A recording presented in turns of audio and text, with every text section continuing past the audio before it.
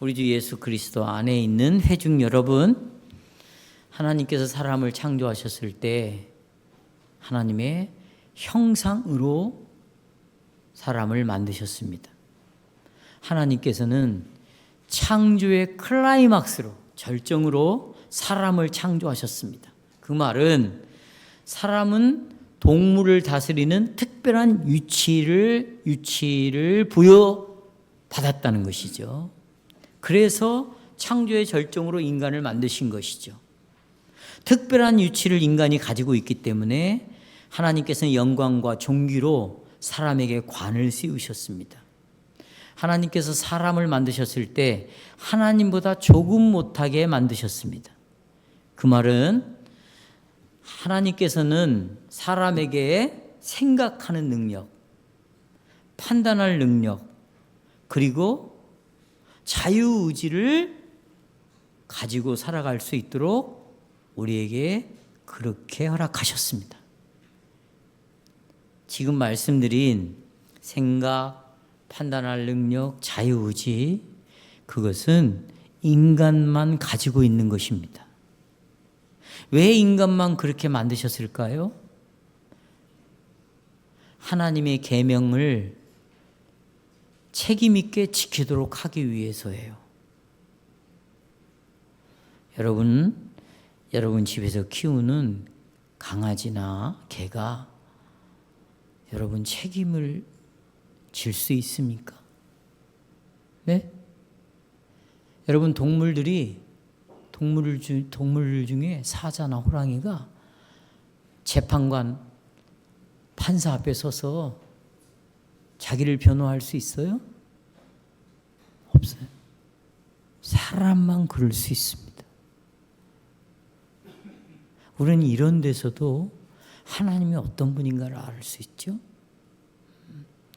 이것은 우리에게 책임을 주셨다는 거예요. 책임. 어떤 책임? 하나님의 창조물을 왕으로 다스리라는 거예요. 또 어떤 책임? 그러나 왕으로 다스리기 전에 먼저 하나님을 창조주로 먼저 인정하고 하나님의 모든 전능하신 행적에서 그 역사하심에서 하나님의 이름을 찬양하고 영광을 돌려라. 이게 인간에게만 주어진 책임이죠. 어떤 동물이 하나님을 창조주로 인정할 수 있겠습니까? 어떤 피조물이, 인간을 제외한 피조물이 하나님이 행하신 일을 가지고 하나님의 이름을 찬양합니까? 영광을 돌릴 수 있습니까? 하나님은 우리가 하나님을 찬양하고 또 하나님의 이름을 찬송하도록 하기 위해서 인간만 하나님의 형상대로 창조하셨다는 것을 꼭 기억하셔야 돼요. 그러나 사람은 죄에 빠졌습니다. 그래서 지금까지 말씀드린 하나님의 형상을 완전히 상실했어요. 아브라함 카이퍼는 죄로 말미암아 어느 정도는 하나님의 형상이 살아있고 어느 정도는 상실했다고 말하고 있습니다. 그래서 믿는 자나 믿지 않는 자나 일반적으로 하나님이 주신 은혜, 이런 사회, 문화, 환경 이런 것들을 발전시킬 수 있다고 말하고 있습니다. 큰 실수를 그분이 하신 거예요.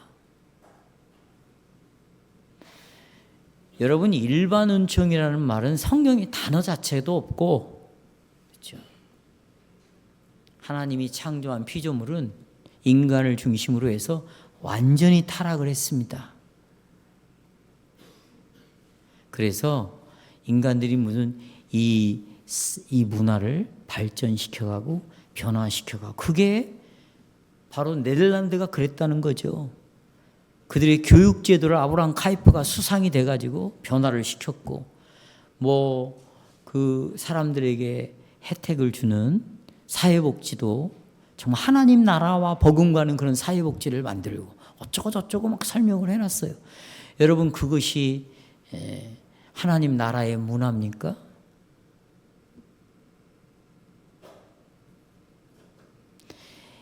이 나라의 문화는 오직 그리스도로 거듭난 자들을 통해서 교회를 이름으로 문화라는 것이 만들어지는 것입니다. 교회를 떠나서는 그리스도의 문화는 존재하지 않아요. 예를 들어서 교사가 있다고 합시다. 신우회에 참여한다고 합시다. 교사 그만두면 그가 신우회에 나갈 수 있습니까? 영원한 것이 아니에요. 신우회를 통해서 그리스도의 문화가 만들어지는 것이 아닙니다. 그가 소속되어 있고 하나님이 부르신 것은 태초부터 역사의 마지막까지 영생을 주시기로 선택한 영혼들을 성령과 말씀으로 그리스도께서 불러 모으신 것이 교회입니다. 이게 그리스도의 문화예요. 이 교회를 중심으로 핵심으로 해서 직장에 가서 교인으로서의 교회다운 삶을 살아내는 것이죠. 근데 오늘날 지금 이것과 관련해서 형상이 상실됐다는 것과 관련해서 교회는 등한히 하고 교회 바깥에 사고 있는 기독교 서클, 동아리들, 마치 이런 것들 속에서 자기의 신앙을 펼치는 사람들이 있어요. 그것은 아브라함 카이퍼의 영향을 받은 자들이고, 아브라함 카이퍼는 그런 면에서 큰 실수를 한 것이. 여러분이 제가 하는 말을 이해하지 못해도 괜찮아요. 왜냐하면 제가 반드시 그리스도와 문화에 대해서 공부를 할 거니까. 여러분, 사람은요, 하나님의 형상을 상실했기 때문에 하나님이 우리에게 요구하는 방식이 있잖아요. 제일 먼저 창조주 하나님을 인정해라. 그 다음에 왕으로서 피조물들을 다스려라. 거기 속에서 하나님의 뜻을 드러내라. 그 다음에 땅을 경작하라. 이 경작이라는 말은 무슨 이야기냐면 계몽이라는 말이에요. 개가 아이가 아니죠. 여의예요. 계몽주의 사상, 그 말은 계속해서 발전을 시켜가는 거거든요. 그러니까 여러분 굉장히 오해들을 많이 하고 있어요. 에덴 동산은요, 이미 발전이 다 끝난 동산이 나라가 아닙니다. 씨앗에 불과한 동산이에요. 경작이라는 말은 씨를 가지고 뿌려서 거기에서 싹이 나고 열매를 거두고 농사를 개발하고, 농사를, 또 사람도 씨앗에 불과한 거예요. 문화를 만들어야 되죠. 하나님의 말씀의 계명에 따라 그들이 하나님을 섬기는 그런 가정도 만들어야 되고, 아이가 태어나면 우리와 똑같아요. 에덴 동산에서 그런 걸 발전시켜가는 것이 경작이에요. 땅을 경작하라는 거죠. 씨앗에서 뭘로? 열매로. 할 일이 얼마나 많아요. 에덴 동산이. 아담과 하와는 정신이 없습니다. 부지런히 활동을 해야 해요. 우리는 에덴 동산은 이미 완전된 나라로 먹을 것도 다 있고 벌거벗은 채 그냥 거니면서 하나님하고 대화나 하고. NO! 제가 그랬죠. 성경을 왜곡시켜서 잘못된 성경의 이미지를 가지고 예수를 믿고 있는 사람들이, 우리는 그렇게 믿으면 안 돼. 하나님이 요구하는 방식대로 하나님을 섬길 수 없어요. 그러니까 여러분, 아까 우리 신앙 고백대로 하나님의 이름이 항상 찬양받도록 우리를 지었는데 죄에 넘어갔으니까 이제 죄의 종로로 타게 되었습니다. 그런데 하나님께서는 그리스도 안에서 이 죄의 문제에 대한 답을 제공해 주셨죠. 답을 주셨어요. 그게 뭡니까? 성령을 통하여 우리가 다시 한번 새롭게 되어 하나님의 계명을 따라 살기 시작하는 사람으로. 이게 에덴 동산에서 일어날 일이거든요. 타락하기 전에. 거기로 다시 회복을 시켜서 사는 게 아니라 계명을 따라 살기 시작하는 우리들로 다시 회복했어요. 그러니까 여러분 보세요. 그냥 넘어가면 안 됩니다. 내가 거듭났다, 구원받았다, 새롭게 됐다, 이 말은 에덴 동산에서 아담과 하와가 타락하기 전에 계명을 따라 살아가야 될 것처럼 우리도 그 자리로 옮겨놨어요. 이 교회가 에덴 동산이에요. 완전한 에덴 동산은 아니죠. 주님이 오셔야 되니까. 우리도 완전한 자는 아니에요. 그러나 계명을 따라 살아가는 자를로 변화시켰다. 이게 구속사고 이게 내가 받은 구원이라는 거죠. 그러면 계명을 따라 살아가는 자로 우리를 성령이 죄에 대한 답으로 성령이 우리를 그렇게 회복을 시켜주셨는데 그럼 어떤 계명을 따라 살아가는가? 오늘 첫 번째 기도와 관련되어 있는 제3계명이죠.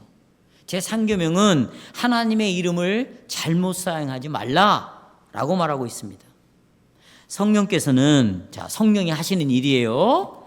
우리가 감사하는 마음으로 구원받았으니까 또 하나님을 경외하고 하나님을 존경하는 마음으로 하나님의 거룩하신 이름을, 여기 거룩한 이름이라 어렵게 생각하는데 보세요. 하나님은 다른 신하고 거룩하다라는 말 구별됐단 말이에요. 그러니까 이분은 구별된 분이야. 피조물이 아니야. 피조물과 구별된 분이야. 너희들은 전부 만들어졌지만 하나님은 만드신 분이야. 이렇게 구별된 분이라는 것으로 그분의 이름을 쓰라는 거죠. 사용해서 우리가 그렇게 하나님의 이름을 사용할 수 있도록 성령은 우리를 점점 새롭게 해주시는 거죠. 또 성령께서는 우리의, 보세요, 하나님이 피조물이 아니야. 창조주야. 그래서 이분의 이름을 점점 높여간단 말이죠. 이렇게 높여가는 자들은 자기의 말과 행동에서도 누구를 높여? 하나님을 높이게 돼 있어요. 거꾸로 말하면 자기 생활에서 조금만 힘들고 어려움이 오면 말도 행동도 곧바로 나온다. 그 말은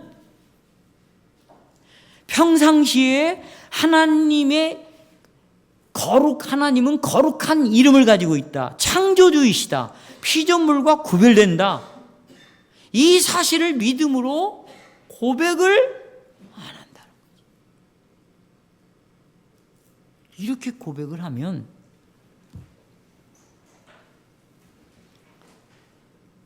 어떤 상황에서도 주님의 이름을 구별되게 믿겠죠. 무슨 이렇게 살면 안 된다. 우리는 이렇게 살아야 된다. 여러분 좀 이렇게 해볼까? 그런 문제가 아니에요. 지금 기독교는. 그러니까 첫 번째 간구에서 주님의 이름이 거룩히 여김을 받으십시오. 거룩하다라는 것은 구별됐다는 거예요. 그러니까 하나님을 구별된 분으로 찬양할 수 있도록 또 그런 구별된 분으로 특별한 분으로 우리가 알 수 있도록 하나님 좀 도와주세요. 이게 첫 번째 기도예요. 첫 번째 기도의 목적은 하나님 우리를 창조했죠. 그러면 창조의 목적이 있죠. 그게 뭡니까? 하나님을 찬양하는 거죠. 하나님을 영화롭게 하는 것이죠. 그러니 그렇게 할 수 있도록 도와주세요. 그때 우리는 정말 하나님의 일을 행할 수 있어요. 누구를 위해서? 하나님을 위해서. 지금 여러분들이 하고 있는 모든 것들은 하나님의 일입니다. 내 몸과 영혼이 내 것이 아니고 우리 주 신실하신 예수 그리스도의 것이라면 내 영혼과 몸에 관련된 모든 일은 주님의 일이에요. 그러니까 그 일 속에서 구별된 하나님이 드러나도록 한다는 것이죠.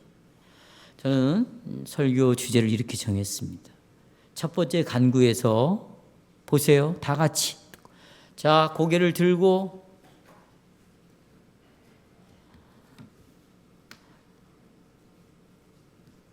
첫 번째 간구에서 그리스도께서는 우리에게 당신의 이름이 거룩하게 되소서라고 기도하라. 이렇게 가르치신다는 거예요. 기도는 이겁니다. 이 간구에서 세 가지를 살펴봅니다. 첫째, 이 간구는 하나님의 이름이 거룩하게 되십시오 라고 기도하는 것은 뭘 우리에게 교훈하고 있냐? 하나님을 똑바로 알아라는 걸 교훈하고 있어요. 하나님을 똑바로 알아라. 왜? 거룩히 여김을 받으시다 이 말은 하나님은 구별된 분이라는 거잖아요. 그렇죠? 그러니까 하나님의 이름을 구별된 분으로 내가 여기고 살게 해주세요 라고 기도하라는 것입니다.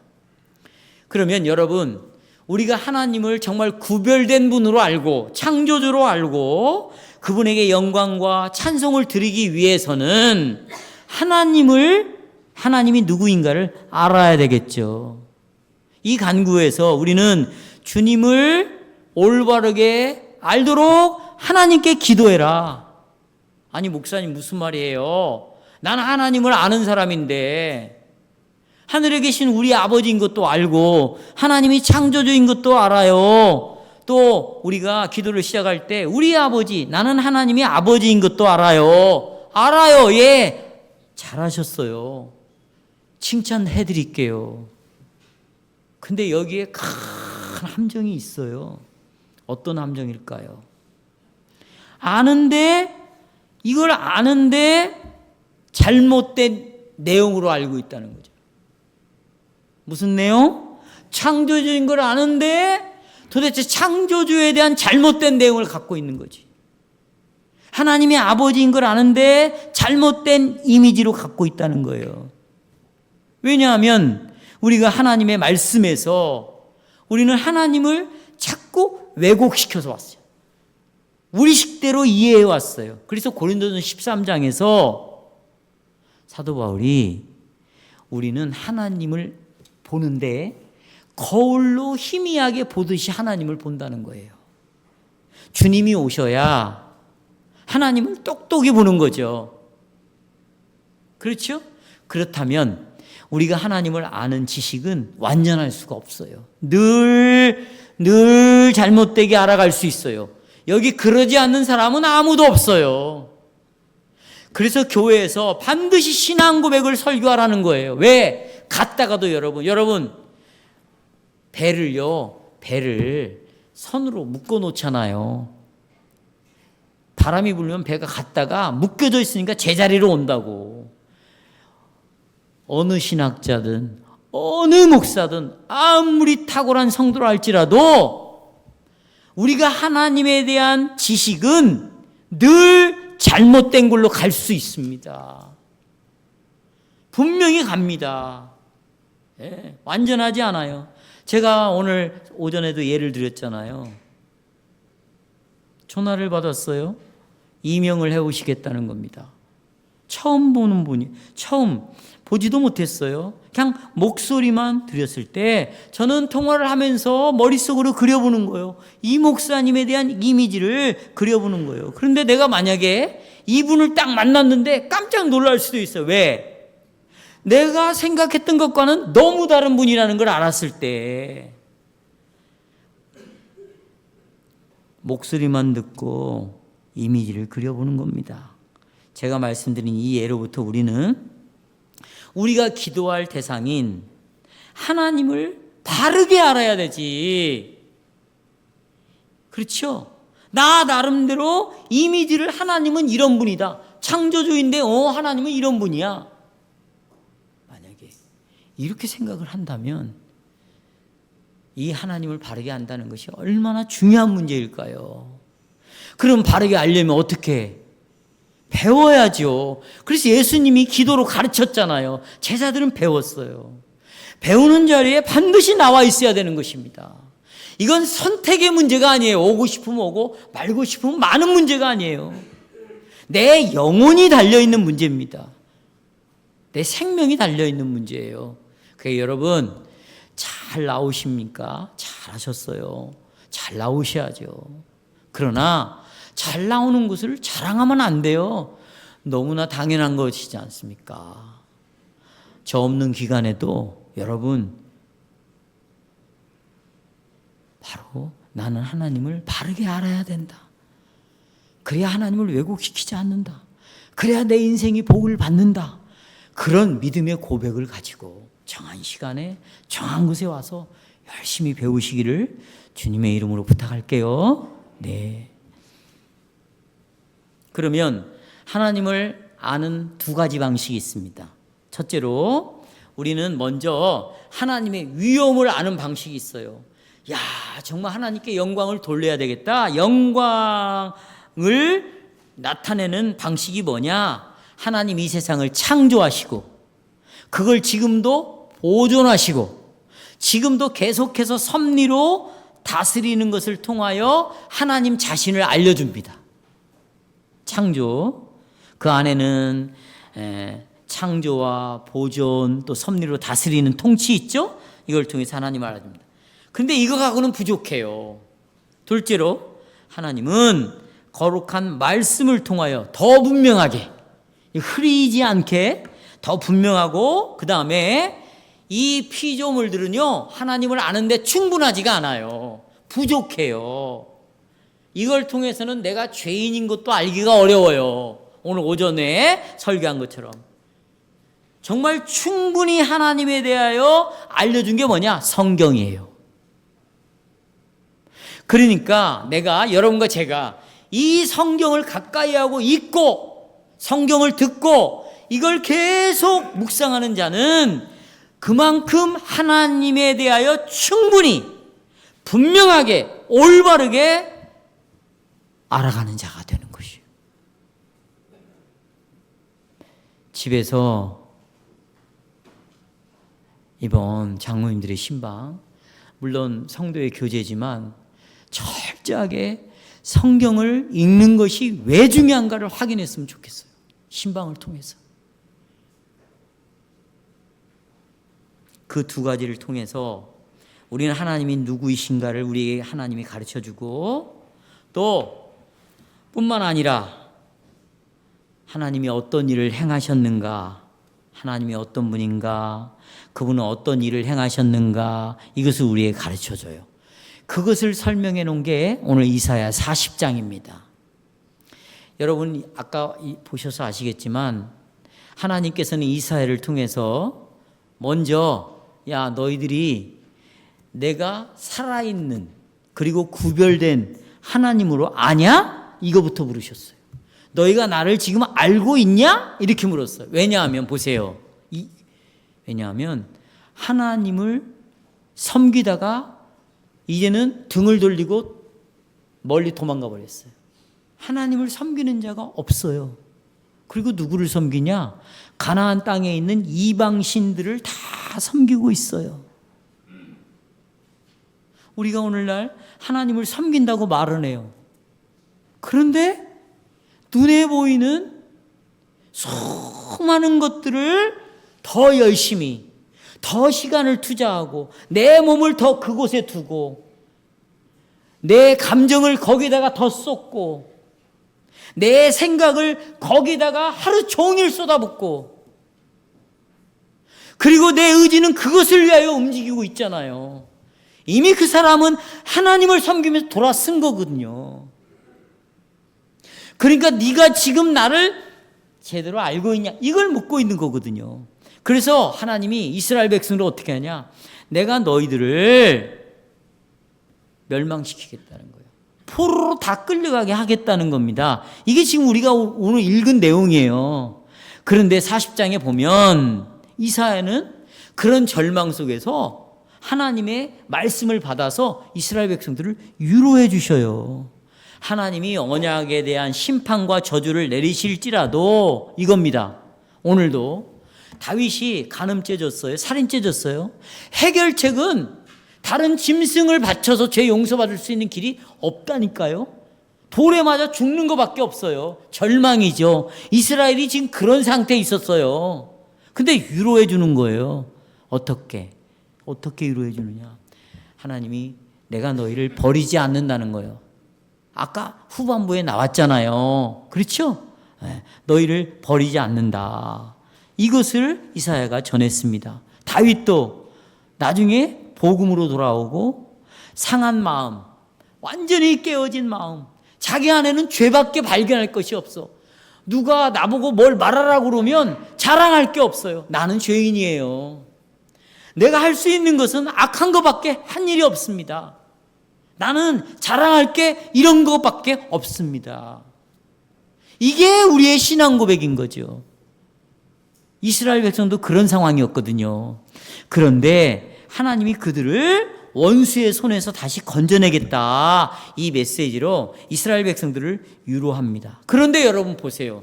그런데 하나님께서 구원할 능력이 있다는 것을 알지 못한다면, 하나님이 그런 분이라는 걸 알지 못한다면 아무런 구원이라는 게 의미가 없어지는 거예요. 나에게 그 하나님은 아무런 의미가 없었는 거예요. 그래서 이사야는 하나님이 어떤 분인가 알아라 좀 제대로, 그걸 지금 가르치고 있는 것입니다. 22절에 보면 이사야는 먼저 하나님은 창조주이시다, 모든 만물을 다스리는 왕이시다, 주권적으로 만물을 다스린다. 그리고 22절에 보면 그는 땅 위에 궁창에 앉으시나니, 창조주로 다스리나니 너희들은 뭐냐? 메뚜기다, 메뚜기. 여러분 메뚜기 알죠? 이런 말 들어봤어요? 메뚜기. 메뚜기도 여러분 한철이라고 그러죠? 예? 한철.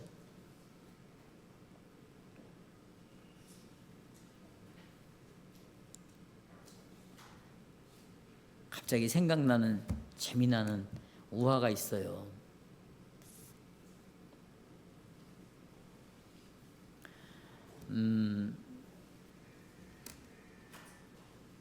다람쥐가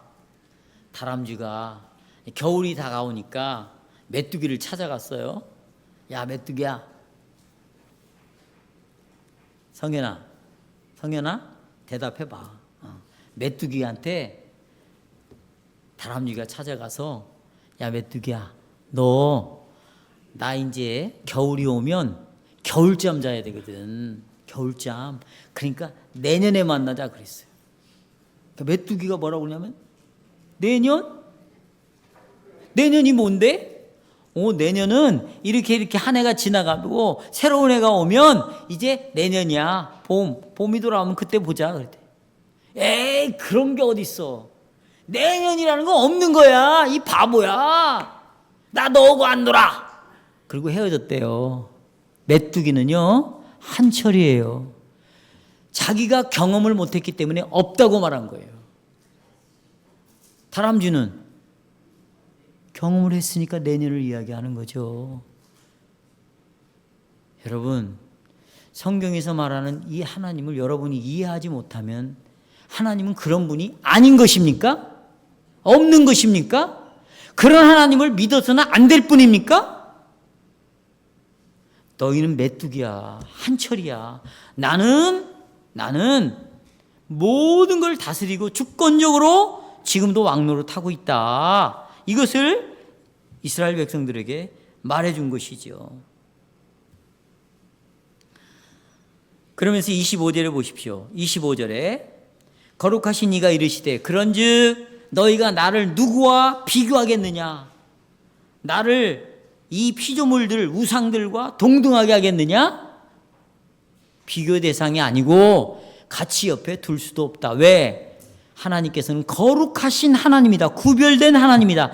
다른 신들과는 구별이 되었다. 비교할 수 없다. 그러니 우리는 창조주 하나님, 구별되신 하나님, 다른 말로 하면 하나님은 거룩하신 분이기 때문에 오직 내가 섬길 분은 누구밖에 없다. 하나님밖에 없다. 그러니 너는 하나님만을 섬겨라. 이걸 지금 우리에게 요구하고 있어요. 뿐만 아니라 그분은, 여러분, 왜 우리가 마음을 다하고 성품을 다하고 힘을 다해 하나님을 사랑해야 되죠?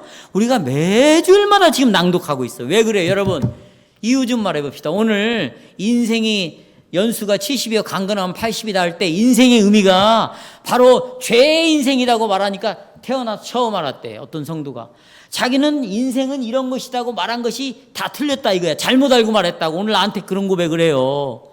여러분, 마음을 다하고 성품을 다하고 힘을 다하고 여호와를 사랑하라. 왜 그래요?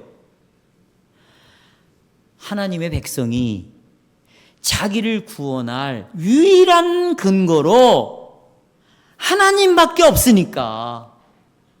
마음을 다해서, 성품을 다해서, 뜻을 다해서 누구를 사랑하라는 거예요.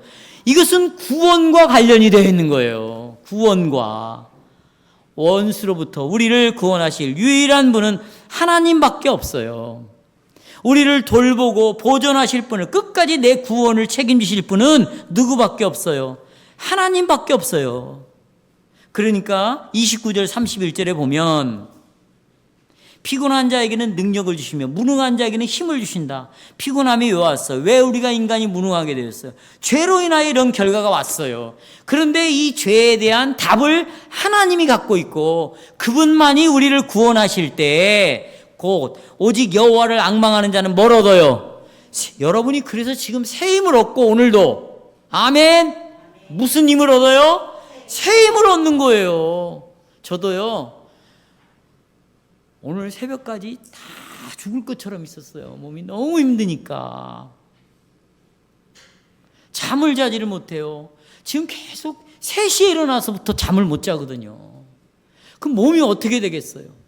여기는 경련이 일어나고, 나도 그래요. 그런데 보세요, 다시 구원의 하나님을 여러분과 함께 한 몸으로서 같은 믿음으로 한 주, 한 하나님, 한 성령 안에서 바라보니 나도 다시 뭘 얻는 거예요? 지금 새 힘을 얻는 거예요. 새 힘을 얻는 거예요. 그 얘기예요. 독수리가 날개치며 올라간대요, 우리가. 그 다음에 다른 박질 하여도 뭐 하지 않아? 이것은 예수 믿는 사람 피곤하다고 말하면 안 돼, 이런 뜻이 아닙니다. 지금 걸어가도 피곤치 아니한다. 그 말은 하나님께서 자기 백성을 절대 잊어버리지 않는다. 끝까지 사랑하신다. 그리고 우리를 이렇게 새로운 힘으로 따라서요, 회복시켜 주신다. 여러분, 이것을 그러니까 하나님께 나가기 위해서는 반드시 하나님이 누구인가를 알아야 되고, 그분은 오늘 성경 본문에서는 하늘과 땅에 살아계신 하나님, 천지를 창조하신 전능하신 분, 그렇다면 우리가 기도하면 기도를 들어주시는 분이시다. 또 40장에서는 사랑이 많으시대요. 사랑이. 하나님이 그거예요. 지금 야, 나 너희들 없으면 못 살아. 일편단심이다. 나는 너희들만 보고 있다. 그리고 너희들이 믿음으로 나를 부르잖아? 그러면 나는 그게 제일 기쁘단다. 이거예요. 지금 다른 신들을 찾지 말고 나를 제일 먼저 찾아다오. 그렇죠? 나를 먼저 찾아라. 나는 그게 가장 기쁘다. 정말 기도해서 너희들이 나를 부르고, 우리 여기 신앙고백에서 나가처럼 나의 선하심, 또 하나님의 은혜에 대하여 찬양하고, 또 내가 필요로 하는 것을 채우시는 분이 하나님밖에 없어, 이런 하나님으로 내가 바르게 알면 나는 제일로 기쁘다. 여러분, 하나님을 기쁘시게 하는 것은 하나님을 계속해서 찾는 것입니다. 두 번째, 그러기 위해서는 하나님 바르게 알아야 돼요. 둘째, 이제 하나님이 행하신 사역에서 하나님을 찬양할 수 있도록 기도해야 됩니다. 사랑하는 여러분, 우리가 하나님을 바르게 알아야 될 특별한 이유가 있습니다. 그것은 우리가 하나님의 이름을 거룩히 여김을 받을 수 있도록 하기 위해서예요.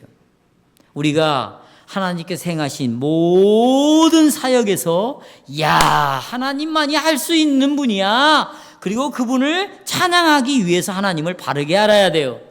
물론 하나님의 사역에 대해서 말할 때 얼마나 많은 할 내용들이 많아요. 그런데 오늘 신앙고백에 보시면 하나님은 다양한 방식, 보십시오. 여기 하나님의 하신 일 속에 여기 보세요. 능력과 있죠? 찾았어요? 자, 그 다음에 뭐가 들어있어요? 시작. 지혜와 그 다음에 선하심과 또 의와 또 자비와 또 진리를 하나님이 하신 일 속에서 드러낸대요. 그러니까 여러분이 성경을 보시면서 하나님의 지혜, 능력, 선하심, 의, 자비, 진리 이런 것들을 찾아내는 거예요. 제가 오늘 우리 청년들에게 하나님이 행하신 일들을 나눠봐라. 근데 그런 얘기를 나누는 거예요. 나를 죄에서 건지시는 분, 성령을 보내시는 분, 나와 함께 하시는 분, 이런 것들이 다 여기 지금 포함되어 있는 거죠. 또 창조에서도 하나님의 사역에 대해서 말할 수 있고 자기 백성을 보존하신 것 속에서도 말할 수 있어요. 그러나 제일로 중요한 하나님이 하신 일 중에 가장 초점을 맞춰야 될 것은 뭐냐? 오늘 오후에 초점을 맞춰야 될 것은 하나님의 구원이에요. 하나님의 구원. 자, 여러분, 거룩하신 하나님은 죄인들과 함께 있을 수 없습니다. 그래서 이스라엘 백성들이 죄를 짓자 출교시켜 버리는 거예요. 나는 죄인들과는 같이 못 산다. 이거예요. 쫓아버리는 거죠. 어디로? 다른 나라로. 이제 아시겠어요? 이들이 계속해서 회개하고 상한 마음과 또 통회하는 마음으로 돌아오지 않고 계속 더러운 악한 마음을 가지고 있으니까 어떻게 여러분 하나님이 거룩하신 하나님이 이런 더러운 마음 살겠어요? 못 살겠다. 출교. 바벨론 포로로 끌려가는 거예요. 그리고 거기서 시련을 겪게 하고 고난을 당하게 하고 회개하고 돌아와서 지금도 똑같아요. 하나님은 죄를 미워하십니다. 하나님 안에는 악이 없어요. 하나님은 악을 기뻐하지 않으시고 악한 자들을 멸하시는 분이십니다. 그러니까 여기에 하나님과 함께 살기를 원하는 저와 여러분도 거룩하게 되어야 된다. 아멘. 그런데 우리는 거룩하지 않다는 것입니다. 우리는 거룩하지 않아요. 아무리 거룩한 자라도 이 계명에 뭐 하기 시작했다? 순종하기 뭐 했어요? 시작에 불과한 거예요. 오늘 사도 다윗이 뭐라고 그래? 나는 죄 가운데 잉태됐다. 아주 부정한 자로 태어났다.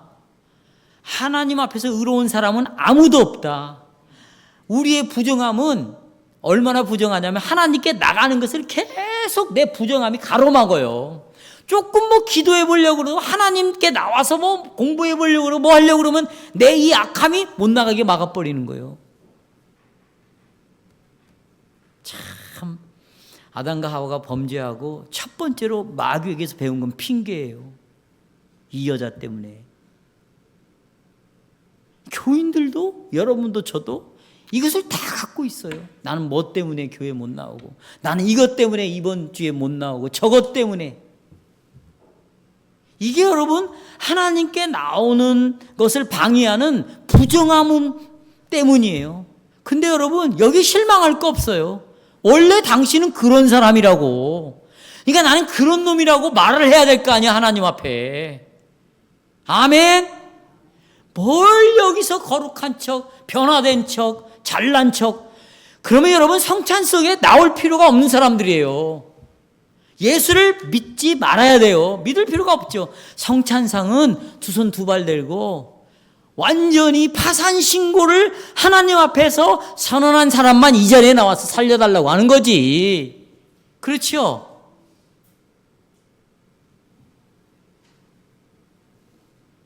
우리의 육신의 생각은 하나님과 원수가 됩니다.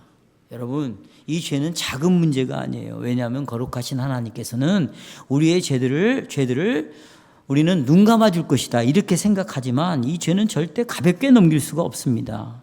그렇다면 이런 죄인 여러분과 제가 어떻게 하나님의 은혜의 보좌 앞에 나갈 수 있을까요? 부정한 백성인 우리가 어떻게 하나님께 기도할 수 있을까요? 이게 중요한 거예요. 어떻게 나가냐? 어떻게 그렇게 기도할 수 있냐? 보세요. 여호와께서 하나님께서 우리를 위하여서 행하신 일, 우리를 위하여 하신 일이 있죠. 그렇죠? 이것 때문에 우리는 하나님 보좌 앞에 나가고 또 우리는 하나님께 기도할 수가 있어요. 그러니까 하나님이 어떤 분인가를 안다면 두 번째, 하나님이 어떤 일을 행하셨는가를 우리는 알아야 되지. 하나님이 행하신 일. 보십시오. 이제부터 설명해 드릴게요. 아담과 하와가 범죄하고 피하여 도망갔죠? 도망갔어요. 내가 옛날 교회에서 설교 제목이 도망자였어요. 도망자. 죄인의 특징은요, 자꾸 숨는 거예요. 도망가는 거예요.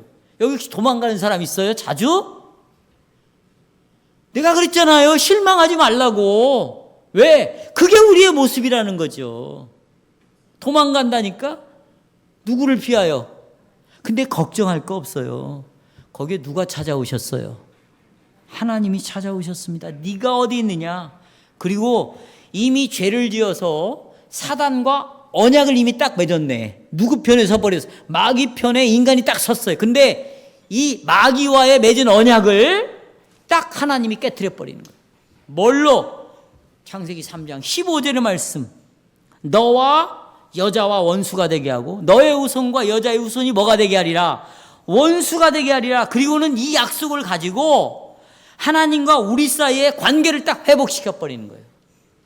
마귀와의 언약을 깨트려 버리고 하나님이 다시 하나님과의 언약을 원시복음으로 다시 회복을 딱 시켰어요. 이게 창세기에서 창세기에서 하나님이 하신 일이에요. 자, 그러면 여러분 이스라엘에게서 한번 구원 사역을 어떻게 행하셨는가 봐요.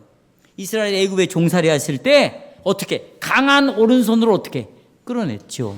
홍해 바다를 건너게 했죠. 마른 땅같이. 그리고 하나님이 약속의 땅 가나안 땅을 주셨어요. 이게 하나님이 행하신 일이에요. 지금 이사야 40장에서 언약의 불순종으로 하나님이 심판을 내려서 포로로 끌려간다는 거예요. 이게 하나님이 행하신 일입니다. 저도 기대가 돼요. 왜 이렇게 몸을 힘들게 하고 있는가? 여러분, 우리에게는 화가 하나도 없어요. 모든 것이 합력하여 뭘 이루는데, 구원을 이루는데, 나는 너무너무 기대가 되는 거예요. 여러분, 기대하세요. 주님이 그렇게 하실 거라고. 그런데 보세요. 내가 너희들을 포로로 끌려지만 이겁니다. 하나님이 행하신 일은 내가 그 포로에서 너희들을 다시 회복하실 것이다. 그래서 피곤한 너희들에게 능력을 주고 무능한 너희들에게 뭘 준다? 힘을 준다. 여러분 보세요. 피곤한 자에게 능력을 줘, 무능한 자에게 힘을 줘. 이게 언제 이루어진지 아세요? 예수님이 이 땅에 오셔서 무능한 자에게 능력을 줬어요. 피곤한 자에게 능력을 주고 무능한 자에게 힘을 줬어요. 왜 우리가 무능하고 피곤합니까? 죄 아래 빠져 있으니까. 이렇게 무능할 수가 없잖아요. 마귀에게 사로잡혀 있으니까. 보세요. 우리의 영혼이 근심과 걱정과 얼마나 피곤함으로 가득 차 있어요. 근데 예수님이 오셔서 우리를 죄에서 마귀의 권세로부터 죄값을 치르시고 마귀의 권세로부터 우리를 건져내가지고 어떻게 회복을 시켰다니까요.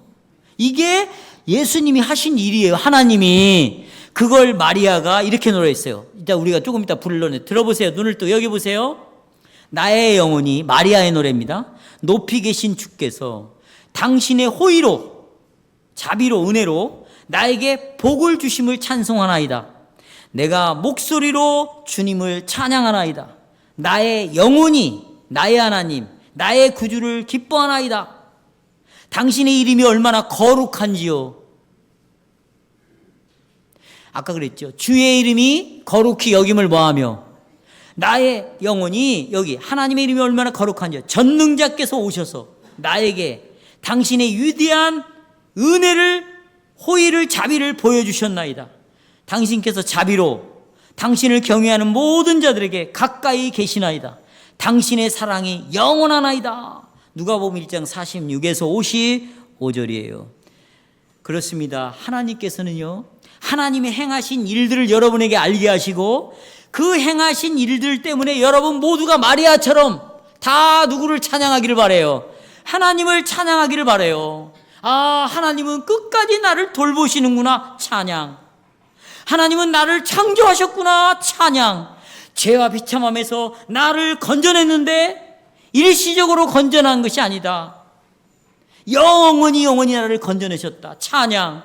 그리고 나를 무능력한 나에게, 피곤한 나에게 능력을 주시고 힘을 주심으로 예수 그리스도에서 회복을 해주셨구나. 또 찬양.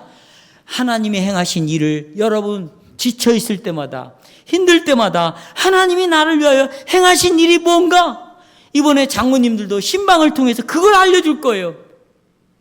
뭐가 당신이 지금 어떻게 믿냐 물론 물어보지만 하나님은 이런 분이라고 계속 여러분에게 알려줄 거예요. 그러면 여러분, 하나님이 행하신 일을 우리가 믿을 때 뭐가 나올까? 감사가 나오는 거예요. 행하신 일 때문에, 하나님이 행하신 일 때문에 뭐가 나와요? 감사가 나오는 거예요. 감사예요. 그래서 세 번째, 이 감사는 세 번째, 모든 삶으로 하나님을 영화롭게 하는 거예요. 그러니까 감사가 나오잖아요, 사람이. 그러면 삶에서 이제 영화롭게 하는 것이죠. 여러분, 옛날 그 라틴어에 그 명언이 있어요. 어떤 명언이냐면 오라 에트라보라 그랬어요. 이게 뭐냐면 기도하고 일하라, 이런 말이에요. 한번 따라서 해볼까? 기도하고 일하라. 그러니까 기도, 여보세요, 여기 기도하고 일하라, 이것은 항상 함께 가야 되는 문제라고. 기도가 일하는 것 없이 갈 수가 없어요. 내가 열심히 일하는 것은 뭐와 가야 돼? 같이 기도와 함께 가는 거예요. 그래서 시편 127편 1절에 보면, 여러분 아시죠? 여호와께서 집을 세우지 아니하면 세우는 자의 수고가 어떻게 된대? 여기 여호와께서 집을 세운다, 이 말은 하나님을 의뢰하는 기도를 하면 기도해야 된다 그 말이에요. 그래야 내가 일하는 것이 헛되지 않게 된다. 사도행전 2장 26절에는 행함이 없는 믿음은 무슨 믿음이다? 죽은 믿음이다. 우리가 여러분 기도해요. 기도. 하나님 당신 이런 분이에요. 내가 찬양합니다. 그런데 학생이 공부를 안 해. 그러면 기도가 일하는 것과 같이 안 가고 있는 거지. 또 기도는 안 하면서 자기만 열심히 해. 여기 아까 우리가 시편에서 말하고 있는 것처럼 열심히 수고를 해. 근데 이게 헛되다는 거예요. 뭐가 빠졌어요 지금? 기도가 빠졌어요. 어떤 기도? 하나님의 이름이 거룩히 여김을 받을 수 있도록 구별된 분으로서 기도하라는 거예요. 그러니까 기도하는 것과 공부는, 기도하는 것과 일하는 것은 같이 가야 된다. 그래서 우리 교리문답은 이렇게 말합니다. 교리문답 세 번째, 또한 보세요. 마지막, 주의 이름이 우리 때문에 더럽혀지지 않고, 어디에서 더럽혀요? 말에서, 행동에서, 내 삶 속에서 더럽혀지지 않고 항상 영화롭게 되고 찬양받을 수 있도록 우리가 우리의 모든 삶, 나오죠? 곧 우리의 생각, 그 다음에 말, 행동을 뭐 해달래? 다스려달래요. 예. 이렇게 도와달라고 첫 번째 기도에서 기도하라고 가르치고 있어요. 하나님, 내 생각과 말과 행동으로 하나님의 이름을 영화롭게 하도록 하나님 나 좀 도와주세요. 하나님은 원래 아담과 하와에게 이걸 요구했잖아요. 죄 때문에 망가지고 말았어요. 그런데 나를 다시 새롭게 아담처럼 새롭게 나를 회복시켜 줬으니까 이제 구원에 대하여 감사함으로 주님의 지극히 높으신 이름을 영광스럽게 하게 해주세요. 내가 하나님의 이름을 더럽히지 않게 해주세요. 그러면 이런 사람들은 거짓말하거나 아니면 누군가를 속이거나 그렇지 않겠죠. 그러면 주위에 있는 사람들이 결론 부분이에요. 너 어떻게 이렇게 살 수 있냐? 이렇게 물어보겠죠.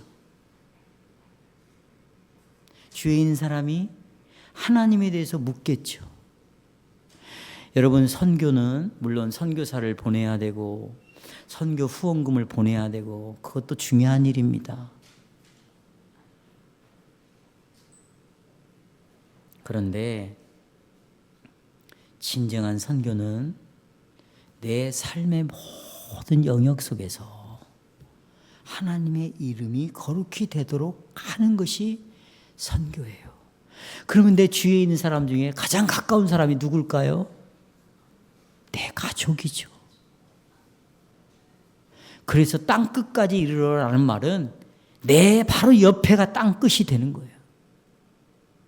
선교사도 보내야 돼요. 헌금도 보내야 돼. 그러나 진정한 선교는 내 주변에 있는 사람들입니다. 사람들은 우리의 복음을 들을 뿐만 아니라 내가 하나님을 지금 어떤 하나님으로 섬기고 있는가를 보고 있거든요. 내가 하나님의 섬기는 모습을 다 보고 있어요. 보고 있어요. 내 말에서, 내 행동에서. 그래서 결론은 이것입니다. 하나님의 이름이 거룩히 여김을 받으시옵소서. 이것은 두 손을 모으고 눈을 감고 형식적으로 기도에만 있는 것이 아니라 내 삶의 초점을 맞추고 있습니다. 하나님이 사람을 창조했습니다. 구원해냈습니다. 그리고 우리를 새롭게 하신 것은 바로 내 삶 속에서 하나님의 이름을 드러내라 라는 목적을 위해서 구원한 것입니다. 하나님은 다른 사람들을 그리스도를 믿는 믿음으로 이끄는 도구로서 우리를 사용하기를 원합니다. 우리의 모든 삶, 생각, 말, 행동으로 하나님의 거룩한 이름을 영화롭게 하고 찬양합시다.